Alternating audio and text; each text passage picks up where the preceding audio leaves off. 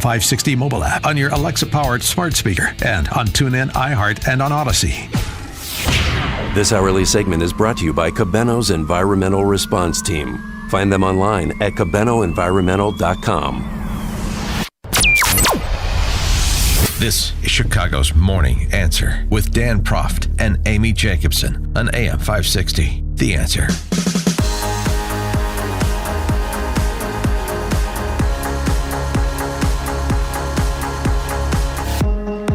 Unbelievable. A bombshell of a story, and I don't say that often, was delivered on Friday morning in the wee hours, and thank goodness for Chicago City Wire. It was a ghastly report about Chicago public school teachers and their vendors and substitute teachers, but close to 600 adult on-student misconduct allegations filed in the year 2021-22. Did the Tribune cover it? No. Did the Sun-Times cover it? Ray Stevens? Nope. Did you hear about it? No, you on local media, Channel 9, 5, did anybody cover it? Radio silence. Except us here at AM 560, The Answer. It reads like a horror novel.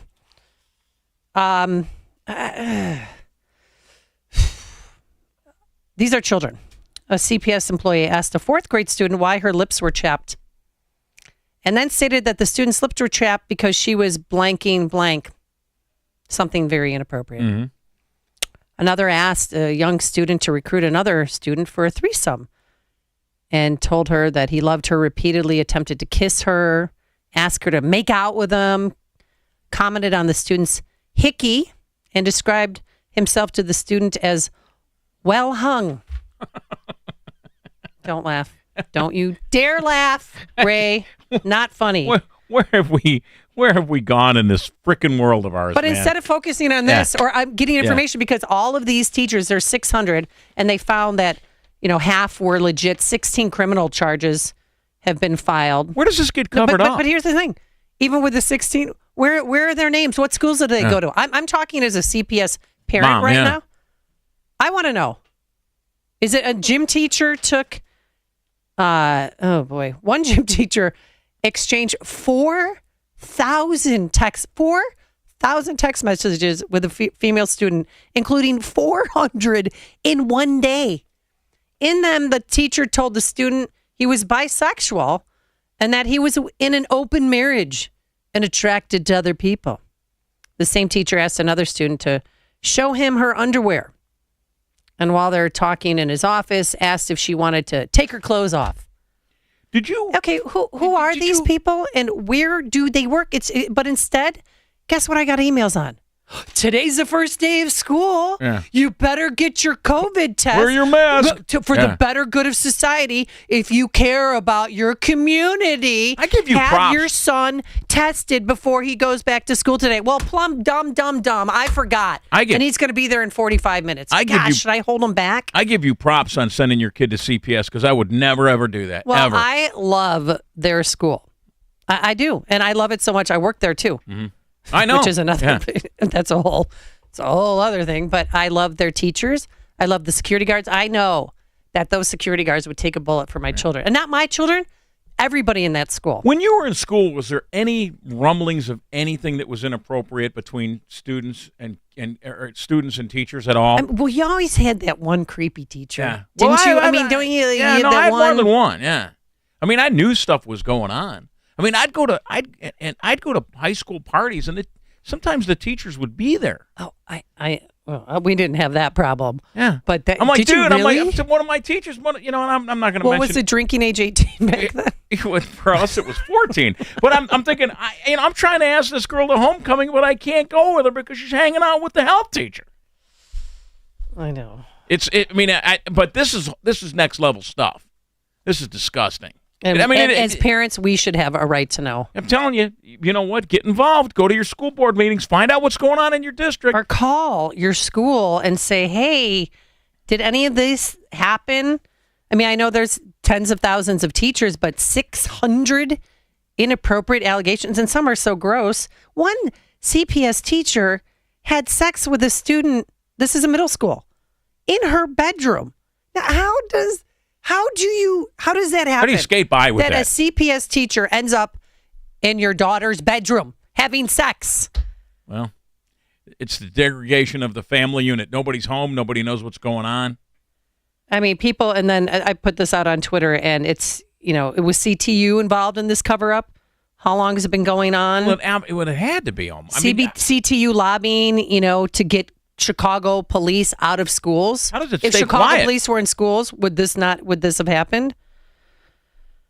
With more on this, let's welcome back to the program Frank McCormick, teacher, historian, writer of Chalkboard, He was in the Waukegan Public Schools, and he was a whistleblower, and now he's out of a job. Mm-hmm. Good morning, Frank. How are you? Hey, thanks for having me back on. So before we get into this story, just tell the backstory of you becoming a whistleblower and what happened. Sure. I, about summer of 2021, began just writing about my kind of experiences in the public education system. And back then I was particularly focused kind of on the ideological agendas I saw were being pushed in our schools, and eventually kind of got into a pretty heated public battle with my school district over what was going on and how I felt about it and how the response was. And now I'm out of it though, and I'm involved with I'm leading a group called Parents Care in Lake Forest, and we're kind of focusing on increasing transparency and accountability in our school districts. And on Twitter, I maintain kind of a presence on there, and this was one of the stories I, saw it pop up, and I shared a link about it, and it got, 500,000 views in 24 hours. And I think a lot of people were feeling the same as we are, like, why is this not being reported? I mean, and what is going on in our public schools? And it's been But pretty if this shocking. happened in Catholic schools, this would be headline news. This would be in the A block on every single TV station. But since it's Chicago Public Schools, are we trying to help the mayor here because there's an election next month? Or are we CTU? Because for some reason, I even asked my neighbors, like, did you know about this? I was at church. I'm like, do you know about this? They're like, no, that can't be true. No, give me that. No. And they're reading this, horror novel, and nobody pipes up. What are they afraid of? Why do the unions have more power than parents? I mean, it's a good question. I think it's part of this overall larger culture of adults really just protecting their own interests, protecting a system that gives them a paycheck. And that's what I kind of observed during my time in public education, is that really the kind of first goal of everyone in these systems is to protect the system that feeds them. And so, even there were teachers I was talking to about this, and they're saying, it's not higher than, other percentages and other industries. I'm like, what? Like, that's your response to this? And they're like, and we don't know if all of them were, how many of them can you really believe? And I'm like, this is, the attempts to minimize it.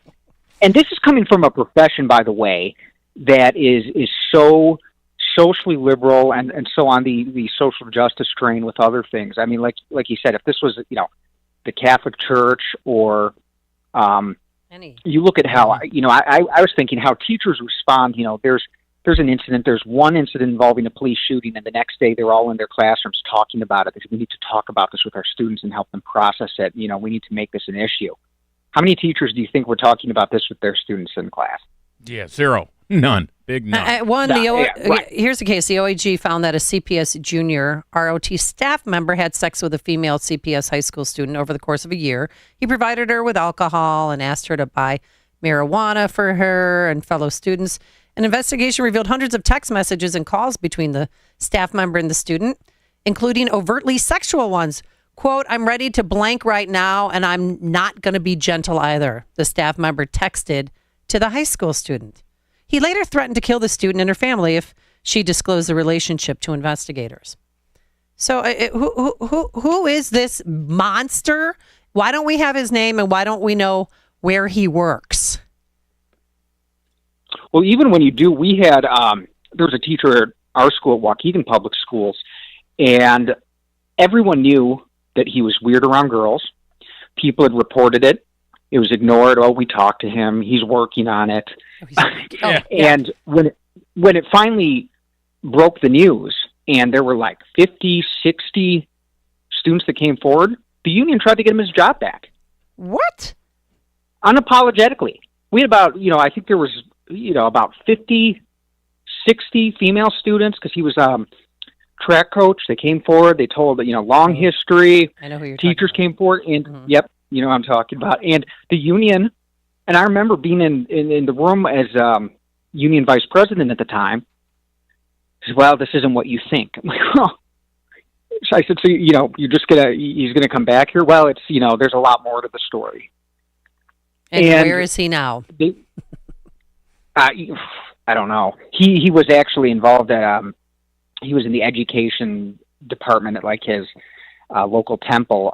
So I think a lot of times these people gravitate towards these positions where they have access to children.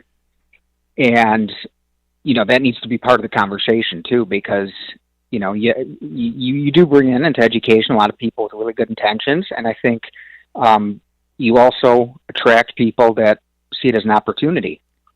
But how does this stay quiet? I mean, in the day and age of social media and every channel we have to get people out there, and with kids not being, CPS kids especially, not being shy against this kind of thing, how does this get swept under the rug? It's amazing.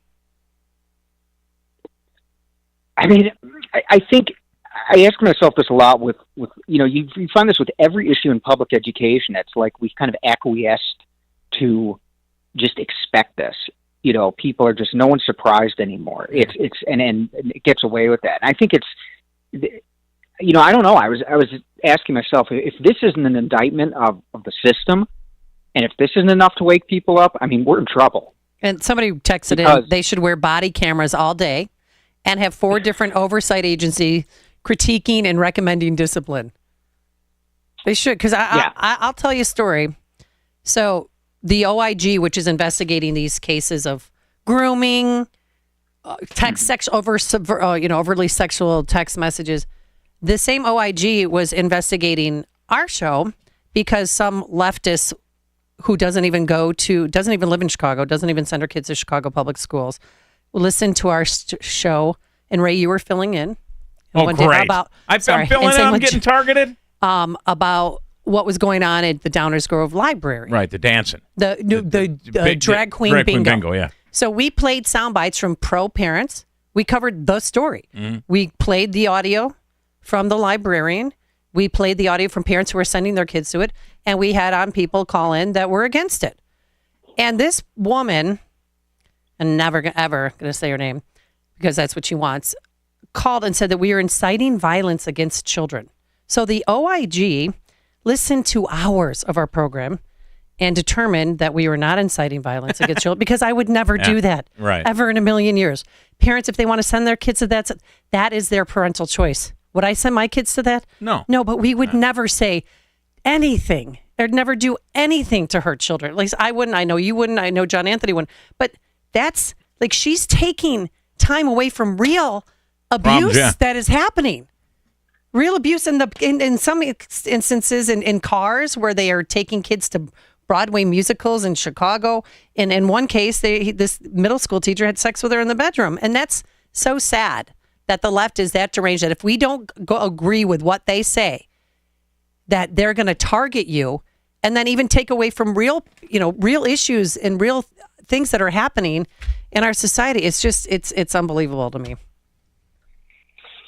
Yeah, it seems to be part of this larger trend that is kind of using children as political pawns, as kind of social pawns in these kind of greater kind of ideological fights. And they seem to have no problem, using kids as kind of props in this, as social experiments and putting them at risk. I think, we don't necessarily know what some of the effects are. We don't, they're very quick to bring in, drag queens, outside adults who are involved. And I would say, nothing against, adults that want to go to these things, but we don't always know, who these people are and why they're necessarily really interested. Men that want to dress as women in kind of scantily clad clothing, they're really interested in, reading to kids, that might, I might look at them with a little more scrutiny. Well, why would they want to do? I mean, if I was a drag queen, why would I even want to perform and gyrate like that on the floor in front of little children? And most don't. Exactly. And most don't. Exactly. There are drag, believe it or not, there are drag queens, and they've come out. We've played them, their interviews on our air. Or like that is perverse and disgusting, and they would never do that. Of course. And my point is that when you bring this up, though, it's like you're the crazy one. Yeah. Right. You hate You're not children. inclusive, You don't want right. them to be exposed. I mean, we've there's kind of this psychogenic, socially transmitted insanity going on that I think we're all trying to make sense out of, and I think a lot of us are left feeling like are we crazy? Like, I'm going to get someone speaks out against drag queens coming into schools, or even asks questions, and someone's going to call their job and threaten them or try to get them fired. Well, they did. And the OIG determined that there's no inciting of violence against anybody because there wasn't. And that we have a right to free speech. I'm like, thank you. What? Yeah. I don't know. All right, Frank. Glad they got to the bottom of that. Yep. Yeah, Frank, we're going to have to. Yes, thanks so much for coming on. You can read his works at chalkboardheresy.com, teacher, historian, and writer of said website. Thank you, Frank McCormick, for coming on. We appreciate it. And he joined us on our turnkey.pro answer line. It's like a hot, steaming cup of information to start your day. It's Chicago's Morning Answer on AM 560. The Answer. Do you suffer from peripheral neuropathy in your hands or feet?